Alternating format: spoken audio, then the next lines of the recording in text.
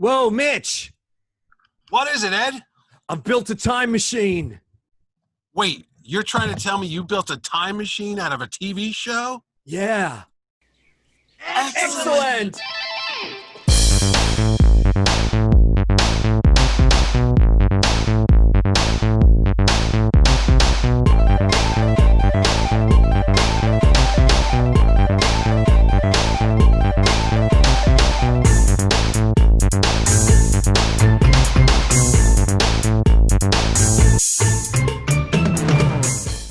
Hi, this is Ed Dollister. This is Mitch Halleck. And welcome to Mitch and Ed's Excellent Adventure. Thanks so much for joining us. This week, we've got a great show, but before we start, thank you so much to all our new subscribers. If you like the show, please hit the subscriber button down below and tell your friends, or get the little bell so you get updates as well when we've got a new Notifications. show. That's right. It's really important. Share it with all your friends. That's right. Hey, That's right. there's something for everybody on this show. If you just look at our channel listings, you'll see $6 Million Man, Star Wars, Indiana Jones, Battlestar Galactica, toys, movie posters, you name it. It's on the Mitch and Ed's Excellent Adventure. So go shop around. You'll see right. a show out there. That's true. And if it's not something there that you like, you're going, oh, I wish they talk about Fantasy Island, just mention it in the comments. And, you know, we'd probably love to. I'd love to. I love Fantasy Island, but that's a whole different sort of another episode. That's a whole nother episode.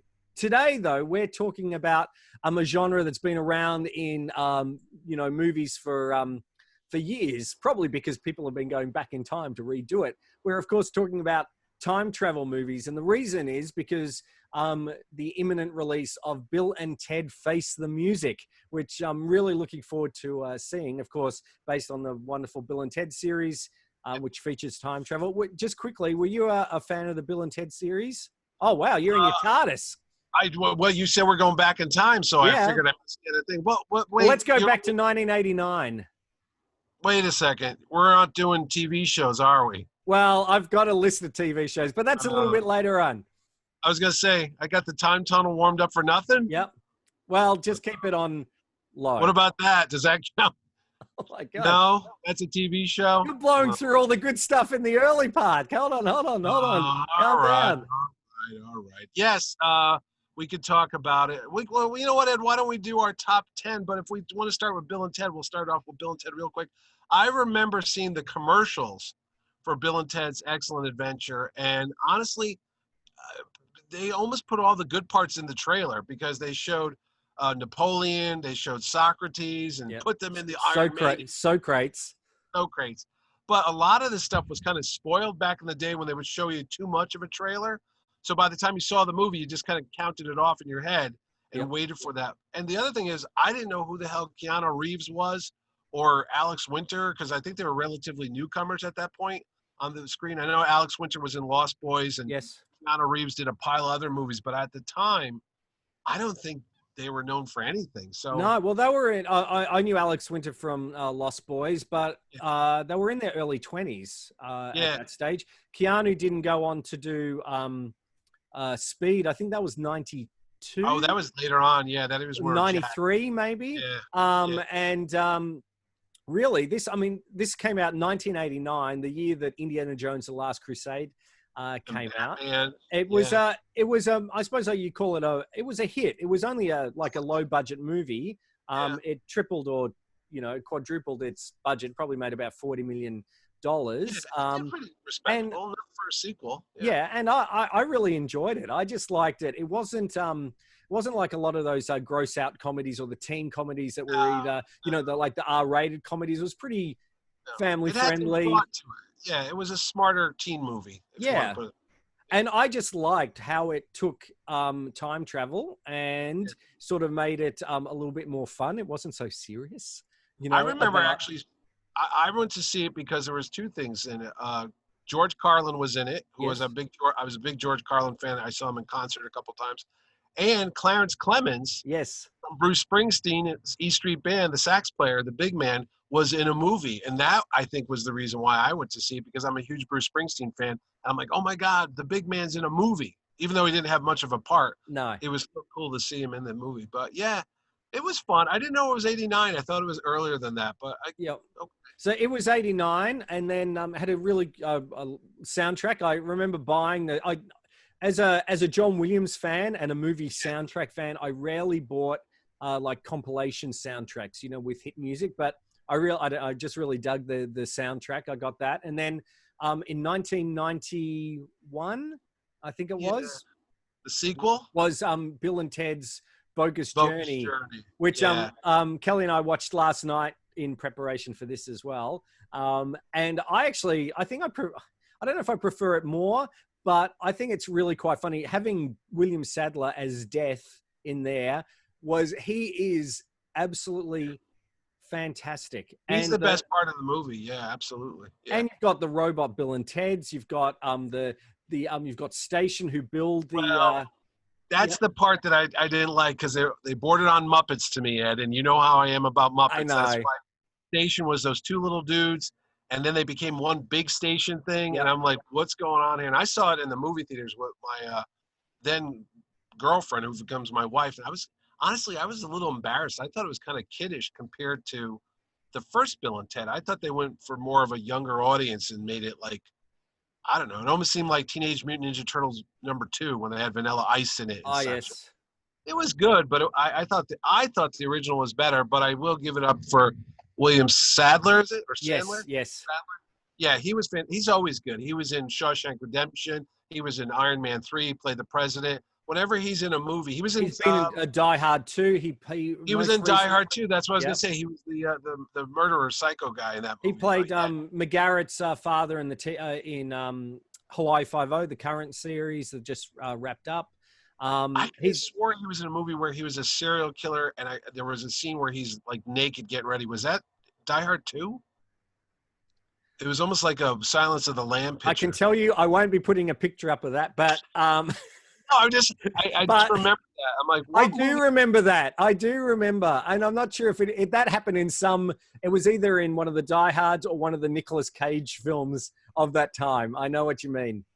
Yeah, I just remember, like, that's that with dude. And the shadow was on his butt, so you couldn't make it out. Yeah. I don't know what movie it was, but I do remember him being a murderer, psycho, serial killer, and he was butt naked in that. But anyway. in Bill and Ted's Excellent Adventure as Death, he is very funny. And they look at the isn't it the Ingmar Bergman? When he's playing chess in the classic. Yes. Where they're playing Battleship, and then they ended with hilarious. So yes, I was gonna say, what's his bit at the end when they do their Wild Stallion concert? Does he say something like you better something to keep her, but you'll never beat the Reaper? Oh yeah, whether you're or a lighthouse keeper. No, whether you're I think a king or a street sweeper, sooner or later you'll dance with the Reaper. The Grim, yeah. Which is pretty fun, and with his scythe. So it's great. Yeah. Another great. That's another soundtrack I got. They end with a fantastic Kiss number. God gave rock and roll to you. Oh, really? As well. Oh, so there's a lot of pop songs in there, because I never got the soundtracks. A lot of hard, heavy, sort of, I suppose, like heavy, not necessarily heavy metal or glam rock or hard rock.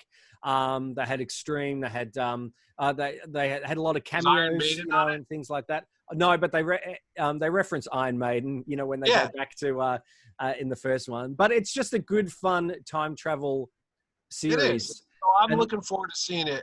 Here it opens up in theaters and on demand the same day. So I don't know how that's going to work. I'd rather watch it at home. Yep. On demand. I think I'll be given that cinemas are closed here at the moment. I'll hopefully we'll have access to it here in Australia, and I'll certainly be downloading it, purchasing it to watch, because I think it's great fun. So the third movie, I could have swore they were going to do this a couple years ago, and it just kept getting pushed back. I mean, I know the COVID situation, but I thought Bill and Ted Part 3 was supposed to come out like last year. I think it was. I think they were working on it a while. I know Alex Winter was, and then they only made the announcement with Keanu Reeves and Alex Winter.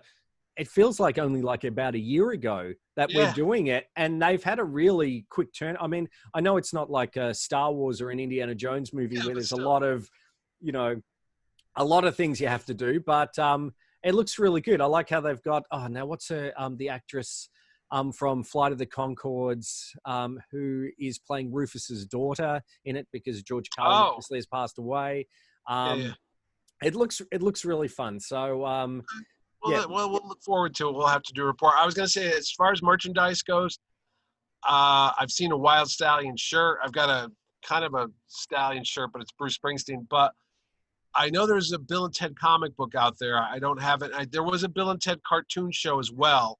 There was, and a live action series that was on Fox. So in the cartoon series, Alex Winter and Keanu Reeves did the voices. But for the TV series, which got axed after 5 episodes. I didn't even know it existed. So, yeah. Look it up on YouTube. It is awful. Oh, really? It looks awful. So it's like a 30-minute, sort of a sitcom style. And they're not in it, obviously. So. No. But they did have the only merchandise I had. I remember they had Bill and Ted figures, action figures that had came out. And they only recently, I think NECA maybe brought out some, and the Rufus more realistic stuff. Yeah. Yep. But there was a video game which I had early 90s for the Atari Lynx, a handheld game. So I had that Bill and Ted game, but that's really about it. There wasn't a lot of merchandise per se. So, but it was, it's a cult. I'd sort of call it a bit of a cult movie. So we'll talk about movies and time travel. There's a lot of them. So I don't know. Why don't we kick things off, and what's your top 5 time travel movies? So, I'll just start with my 5. At number 5 was Bill and Ted's Excellent Adventure / Bogus Journey, because I really enjoyed that. So we sort of spoken about that. And the time travel is not really complicated. They sort of go, hey, when we win, let's put a key under this rock. Here it is. I think that's kind of, whereas from the reviews of Tenet that I've been reading today, whether that's a time travel movie or not, I don't know. But the reviews are, it's good, but you need to see it twice to understand it. And sort of you go, well, sometimes I just want to go in and not think too much. I know, honestly, I got to tell you, my one problem, I love time travel movies, one of my favorite genres, but they always give me a headache when I start to think about it. And it even happened with the Avengers, because if somebody goes back in time and they change this, then they change the future, but then it's a different reality. And then there's, it just splinters off into different alternate parallel dimension things. And it's too much. I know. Isn't it funny? In every time travel movie, they need to have someone going, oh, but isn't this like Back to the Future? No, it's not, because if you've got and they have to draw a diagram for the schmuck in the movie to which is really the audience, trying to explain it. But anyway, so what's your number 5? I'm going to start off with a classic here, Ed. Look at that. The Time Machine. Rod Taylor, one of your Australian great actors. Yes, that's my number 4, actually. So I jumped the gun. Well, you know what? That's good. No, we could do 2 of them. I'm going to go with the classic by George Powell, where we have H.G. Wells building a time machine, which is so cool looking. It looks like Santa's sleigh, actually.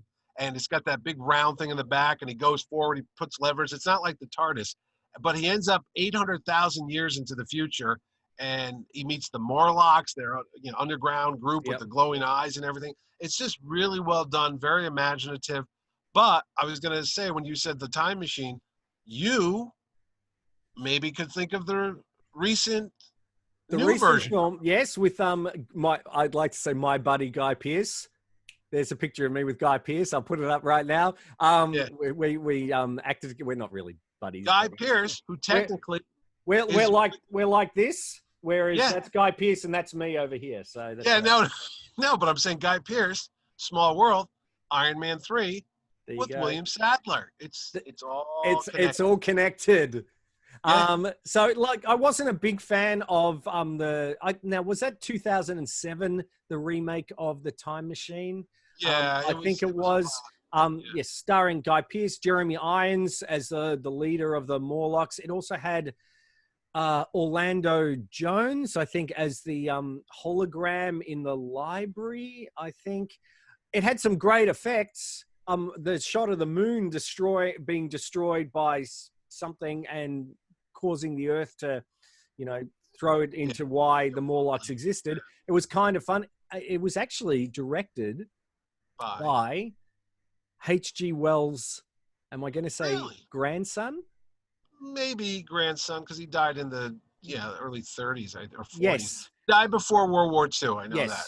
So it was kind of fun, but I think a staple on Sunday afternoon television here in Australia was the Time Machine and was Journey to the Center of the Earth with James Mason. And I love the Time Machine. The effects are fantastic. It was great to see. Who was from Mr. Ed? Oh, yeah. Alan Ladd. It's on the poster. If I can Alan look. Ladd. Alan Young. It says right there. Alan Young. And who of course was Scrooge McDuck as well. Yvette Lemieux. Yeah, there you go. Yvette Lemieux. But I remember going, oh, that's from Mr. Ed. Wilbur. That's right. Yeah. But I really enjoyed that version of the Time Machine. I thought it was great, and it's I don't know where. I haven't seen it in years. I got to be honest. I haven't seen it in about 20, 30 years, but I'm sure it's out there. Maybe it's cleaned up and restored and all that fun stuff. So that was my number 5. Yeah. I jumped the gun. Now I'm going to throw it back to you then. All right. So my number, so I'm up to 3. My number 3 is Terminator, the original Terminator. I know a lot of people didn't like Terminator Genesis That's the one with Doctor Who, right? Also, Jai Courtney, the Australian actor, who's Captain Boomerang, who played Kyle Reese in it. I liked how they went back to the first movie, and they recreated those scenes. And I thought that was kind of fun. Wasn't the actress from is Emilia Clarke? Yes, Emily? It is. Yeah, from Game of Thrones and Solo. Yeah. Yeah. Okay. I know which one you're talking about. Because there's been a couple. I'm like, wait, which one was that one? Yeah. I just thought it was, That's with young Arnold in it, right? At the end. Yes. Yeah. That was a good one. Yeah. It flopped, but I thought it was good fun. A lot of them did. Terminator 2 was, I think, the most successful. But no, they're always good. That's a time travel movie that works because you don't have to think about it too much. They stop the thing, they alter the future, but they keep coming back and like whatever. What's your number 3 or 4? 3. Well, Back to the Future, Ed. Come on now. That's the greatest, I guess, trilogy ever made about time travel. That's my number 1. That's my number 1. So Ed, we're gonna have a short time. We're gonna travel back in time, but the reason why is it was funny. It was creative. They played with time in all different ways, kind of like you just said with Bill and Ted. But this was before Bill and Ted. This came out, I'm going to say 85. 85? I was going to say 87, but 85. And then the sequel came out, and then the part 3 came out 6 months later because I remember seeing it, and then they said, part 3. Yes, that's right. To be concluded. Yeah. Yes, that's right. So Back to the Future 2 came out in 1989, and then Back to the Future 3. Wow, 89 was a good year for movies then, huh? It was. Batman, Indiana Jones, you name it, it got it. Yep. What I was going to tell you about Back to the Future is not only did Marty McFly by Michael J. Fox, he did a great performance, but Christopher Lloyd, I think everybody in that movie is like top notch. There's not one lame performance. Even Mark McClure, our friend Jimmy Olsen, is in it as the brother, and I can't think of the actress's name. Wendy Jo Sperber. Yeah, she passed away, but she was fun. She was in 1941. She was on Bosom Buddies. Yes. She played the older sister, but no, that was just a cool movie. But I got to tell you, when I saw it originally, I don't think it ended with to be continued. When I saw it in the theaters, I think that was added afterwards, and then came up with. Now, I remember reading somewhere that it was, I think Bob Gale said in an interview that he was surprised to see it. Now, I don't know if they released it like that on the VHS copy or whether it was done at the cinema, but it was sort of done after the fact. Yeah. Yeah. Cause I don't remember seeing like, we'll see you next time or, to be continued. And then when I saw it, maybe it was on VHS. I'm like, I don't remember that. So. Yeah. I just love that. I actually have just on my list at number 1 is Back to the Future 1 and 2.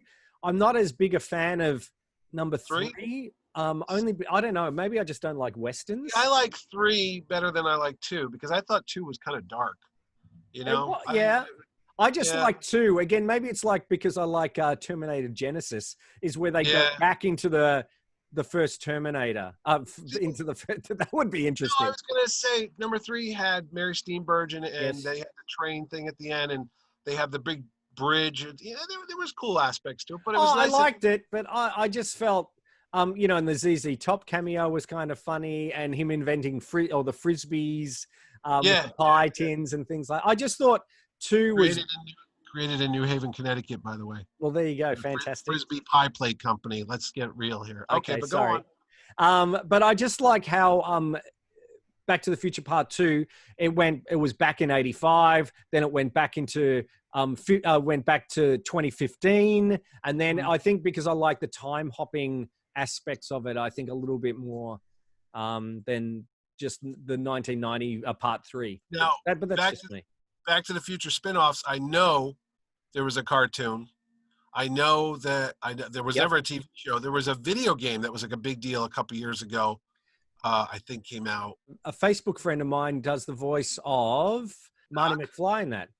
Oh, okay. And I was going to say, as far as merchandise goes, if we want to talk real quick, I have a Lego DeLorean I put together years ago. And you can modify it because it could be from part 2, and then part 3, it has like the wagon thing. And the only other merchandise I have is a hoverboard, not a real size one, but a little tiny Mattel hoverboard. It looks like it's floating, trust me. That's cool. Yeah, I didn't. Hot Toys brought out a fantastic Michael J. Fox, Marty McFly 12-inch figure. They also brought out, to scale to that figure, a DeLorean. Wow, that's cool. Which looks amazing. The only thing I've got here is this is about it, which is my little Hot Wheels DeLorean. Of course, I've got it on Blu-ray. They've just announced that it is coming out. They're doing a box set on 4K, which is fantastic, which is coming out soon. I think I've got a feeling in November, given that the film's set in November, you know, sort of. So, you ever see any of the early footage with Eric Stoltz? I've seen as much as that has been online. I've seen stuff with no audio for some odd reason. Yeah. I don't know what the deal is, but yeah, he was the original Marty McFly, and they just let him go. It just wasn't working out for some reason. And I think he was dating Leah Thompson. Okay. That was like an awkward moment. I bet. You know, your boyfriend's not coming back. Like, oh, okay. But anyway, I don't know. There's a bunch of stories. But yeah, Back to the Future. There's rumor that there's going to be a 4th one, but I met Bob Gale a couple years ago, one of the writers. He's like, nah, we don't want to do a 4th one. Just look how bad the Crystal Skull came out with Indiana Jones. I'm like, hey, enough said, buddy. And we just let it go. But well, that's pretty rich of him saying that, given that the original ending of Back to the Future with the fridge, and the nuclear bomb. Yeah. So, Mr. Gale, I call you out on that. So, oh wow, you should have been there then, Ed. I probably would have just been, yeah, that's right. Yeah. Please sign my Blu-ray. I've stole 2 of yours, so go with the next one. Hopefully I don't have yours. So my last one, that's my last one, because I think we've done my top. Well, again, it's sort of not in any order, is the Final Countdown. No, it's not the Final Countdown with Kirk Douglas. It is Star Trek IV, The Voyage Home. Movie? No, it's not that movie, but it's Star Trek IV, The Voyage Home. Yeah. That movie, Ed? That movie. Oh, well, that's on my list as well, Ed. But go ahead. Why do you like Star Trek? I just like it. I didn't mind Star Trek 3. Loved Star Trek 2. I actually quite liked Star Trek the motion picture, but that's, you know, I like a slow burn of a movie. Sorry. Anyway, just get your stuff, and I don't care if you're home. Just get out. But what I really enjoyed about, you know, I think it's what works well with any time travel movie, even if you think about the Unidentified Flying Oddball, where you've got Don Knotts going into, or a Connecticut Yankee and King Arthur's Court. There you go. That could describe you, couldn't it? Pretty much every day. So, you know, it's about that fish out of water experience. And I quite liked seeing the crew of the Enterprise in 1984 San Francisco, I thought was Yeah. really great.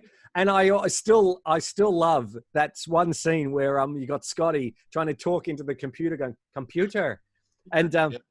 and how great. yeah, that's right. And but how accurate, you know, how we're talking to our devices and everything like that. I just felt that had a really good.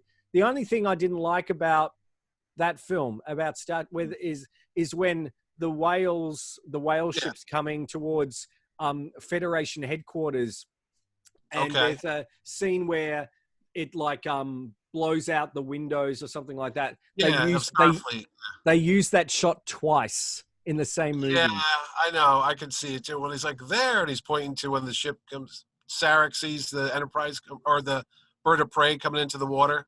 Something that like that. So no. You're right. No, the window does explode early on. Yes, and then they use it time travel, and then when it comes back, they show the same scene again. But that's when they're coming through. Yeah, but I kind of let it go. Really, that was the only thing that bugged me. But I quite and you know Spock with his use of colorful metaphors and everything he took too like much, that. LDS in the 60s. That was one of That's right. I just really liked it. It's just fun. It's and I enjoy how it sort of made sense. You know, slingshotting around the sun. Yeah, why not? Oh yeah, it makes sense. Because that's how they did it in the old TV show. Yeah, they did the slingshot when they didn't have the access to the Guardian of Forever. That's right. Because I don't know. I don't know what that looks like there, Mitch. It looks a little. What are you talking about, Ed? I don't know. It looks the like Guardian of Forever. Oh, there you go. All right, good. All right, let's like easy, and it's a rated PG show. Okay. All right, but okay. I know. I feel like you should be doing that. Breathe. I like the same. I'm going home again. The same Star Trek reasons why you did. It's fun. They go back. The whole fish out of water type thing, and that brings me to my next one, which was written by the same person who wrote Star Trek 4, Nicholas Meyer. Yes. Who also wrote Star Trek 2, The Wrath of Khan. But he did a fantastic movie that I caught once on local TV. I never saw in the theaters. And it's about H.G. Wells, the writer of The Time Machine and all the other things we talked about earlier, Journey to the Moon, you know, H.G. Wells. He invents a time machine, but it's stolen by Jack the Ripper. And Jack the Ripper goes to San Francisco in the early 80s. Yes. And he's on a killing spree. And then he goes in time. Malcolm McDowell plays H.G. Wells, and David Warner is fantastic. He's Jack the Ripper, and he's trying to stop him. And then he meets, of course, Mary Steenburgen, who in real life was married to Malcolm McDowell at one point. Mm-hmm. Then she married Ted Danson, but that's another story. But no, they were husband and wife. Great movie, and it's got a lot of the same jokes that you see in Star Trek 4 because it's that fish out of water. Yes. When H.G. Wells goes to a McDonald's, he calls it McDougal's. And I always remember, now I know how to say French fries in French. It's pommes frites. Yes. Because he's amazed when he sees a French fry. He's like, ooh, pommes frites. And I don't know. I think it's just a great movie. It's thrilling. It's exciting. You've got this whole murder mystery going on. And then it's just badass. They never made a sequel to it, and I don't know if it did well. I don't think it did well in the theaters, but I remember I've caught it on like I think I maybe rented it, or I did see it. I do remember it. The connection between because David Warner's been a Star Trek. Malcolm McDowell's been a Star Trek actor. Oh, he was the guy that killed Kirk. Yeah. Yeah. That's right. Dr. Soren. Soren, that's right. Soren, that's it. Soren, that's it. Yeah. So, so that's a good flick, and I don't know whether it's on Netflix or whatever, but it's certainly worth checking out. I've got some honorable mentions, if that's all right.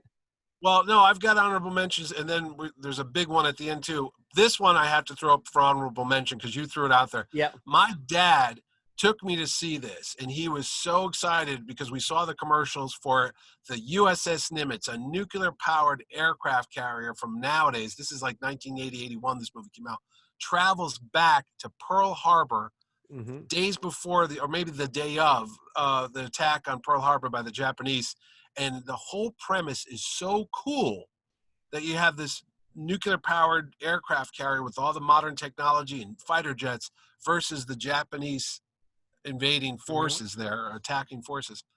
But it doesn't work. It's one of the biggest letdowns in movie history because you're all excited and you don't know what's going to happen. You got Martin Sheen in it. You got, he just passed away. He lived here in Connecticut. Kirk Douglas, not Kirk Douglas. Brian Dennehy. Yep. Kirk Douglas. Yeah, it's Kirk Douglas. Yeah. Yeah. All this happens, and then at the last second they pull back because obviously they don't change history. And you don't even get to see a good dogfight or anything in the whole movie, but I don't know. It's okay. Yeah. I think it's James Ferrantino is in it. Yes, that's right. That's right. Yeah. It's funny because his wife lives right up the street here. Deborah there you Ferrantino. go. That's another story. But anyway, that to me is an honorable mention for the biggest setup and the biggest disappointment. Boom.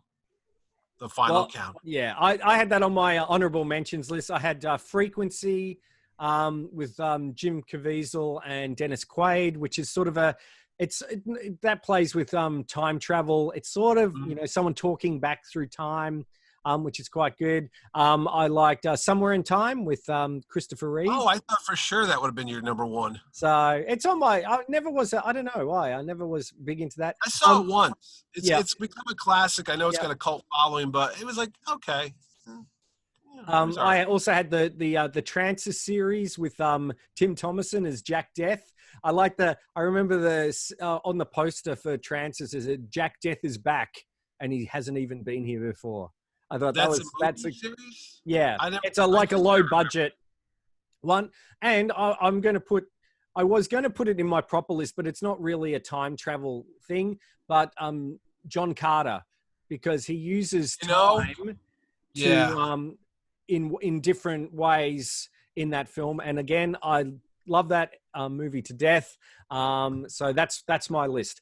I've got someone mentioned John Carter to me today, and I was like, really, John Carter? Then I'm like, I could see that, but to me, I think of it more of a, Mars. Yeah, it's got an element of it. What about? Do you have any honorable mentions? There was TIMERIDER with Fred Ward, which is there's a lot of bad time travel movies. Yeah, okay? Time Cop with Jean-Claude Van Damme. TIMERIDER. I guess Groundhog Day counts as a time travel movie. Oh yeah, I never even thought of that. Yep. There's Looper, which is Joe Gordon-Levitt going back to be. He's actually Bruce Willis. Yes. And he's stuck in time. 12 Monkeys is a time travel movie. Yeah, that's quite good. Time Bandits. I mean, these are all to varying degrees different time travel movies, but I gotta say, Ed, the biggest one on my list, my number one time travel picture of all time is You Damn Dirty Apes, Ed. Planet of the Apes. Because that is a time travel movie a couple ways, if you think about it. They're in a rocket ship. They go, spoiler alert for a 50-something-year-old movie, he goes into the future. Yep. And the Earth has been transformed and populated by apes. Yep. But then in the third movie, the apes go back in time to early 90s, I think, because that's when the story takes place. Right? It's early. I can't remember the timeline. Maybe the early 70s. I actually saw that with my family in the drive-in theater. Early 70s, I think 72 maybe. Escape Planet of the Apes. And no, I just think that's a great time travel movie. It's got Rod Serling from The Twilight Zone wrote the script. He's the one that came up with the famous ending with the Statue of Liberty, yes, in it. And I don't know. It's just one of those things that gets you thinking as a kid. Because I mean, I saw it on TV and was just blown away with the whole idea that the future is going to de-evolve and go back into a primitive society. And then when you find out there was a nuclear war, all those things that you were worried about just come into play. So that was my my big time travel thing. I think that's a good one. I sort of don't. Well, for me, I wouldn't necessarily think of that necessarily as a time travel movie, but you're absolutely right. It is. There's been a lot of also good just TV shows with regards to time traveling. You can't. Doctor Who, of course, which is the Quantum Leap, Doctor Who. I've got the Time Tunnel. I've got two favorites: Travelers, which Travelers. I was going to say, with John Eric Hudson. Yeah, and Patrick Gilmore, friend of the IndyCast. Yeah, that's right. Who's on that? Yeah, so which is great. Hi, Patrick, if you're watching. I was going to. You know what's a favorite toy of mine that you will never think of when it comes to time travel? I had it as a kid. It was from the Mego Corporation. It was the Time Traveler. Do you remember these? See, in your Oh, area, they were changed. They were no, different name. They so weren't no, called Micronauts. they were Micronauts, and I love Micronauts, but I Yeah. never got any. I don't Really? know. I don't know why. I think they were a bit expensive when and Oh. I was into my Star Wars toys, so I never Uh-huh. got them. And I love them because they came in the sarcophagus Yeah, yeah, case, yeah, yeah. and they were the huge, and you could put them together. And I've been looking at some on eBay, and they're just going for hundreds and hundreds of Oh, were they dollars. really? Oh, they were like the cheap toys when I was a kid. They were Really? all the translucent. Oh yeah, they were this translucent plastic. They were Yeah, they're very based on flimsy. the Japanese toy. Yeah. Yeah, their hands came off. They were interchangeable. That was the thing. Like you could swap out Yeah. the heads, and there's a whole story. And then there was a comic book series that was done Yes. by Marvel, which was very popular.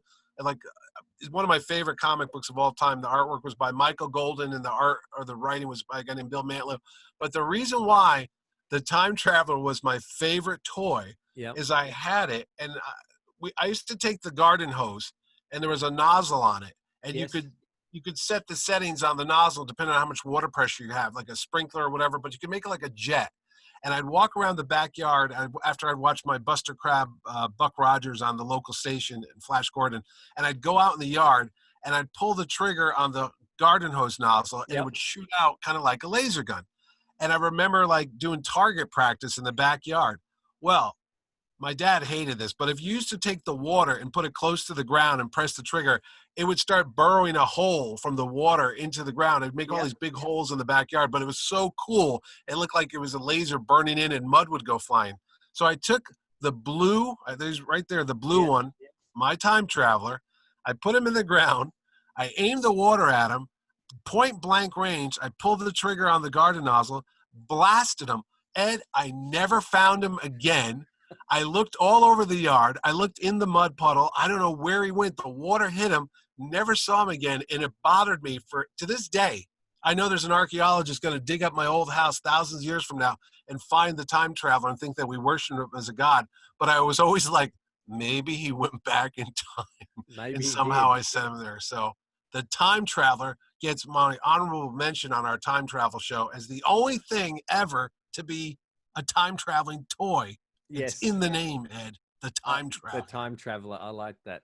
And Yeah. I should also say a big shout out to my all-time favorite show, Legends of Tomorrow, DC's Legends Oh of Tomorrow, yeah. which uses time travel in such a fun Mhm. way. If you haven't got on board, we've got last week DC Fandom had some panels with the guys. It's a great TV show if you're It's a wanting fun a show. fun. Again, they don't take time travel as serious as some Yeah, shows, so that's that's why. right. So that's it. And that reminds me, I had buried in my parents' house somewhere the Death Squad commander from Star Wars. And do you think I could find that ever again? Maybe they hooked up. Maybe the time traveler and my Death Squad They're commander, saving the galaxy. they're traveling the universe like via the time tunnel, which is You know, another great.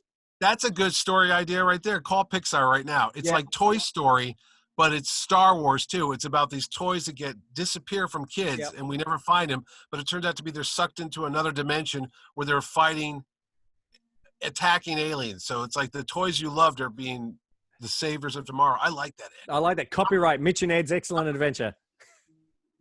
That's it. So All that's right. it. Well, so that's it. That's it for our look at a sort of a brief look at time travel. Lots of stuff out there. Do a Google We're search. kind of like time travelers, Ed. We do this every week on We the do.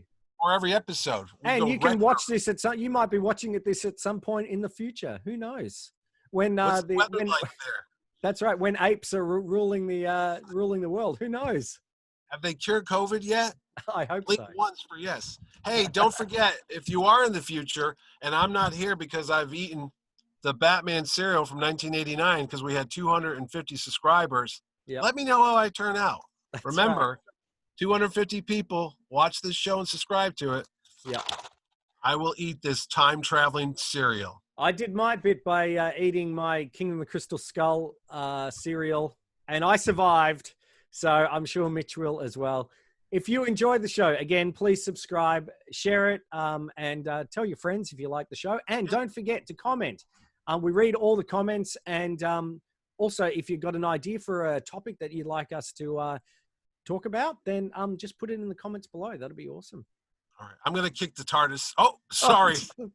Looks like my colonoscopy all over again.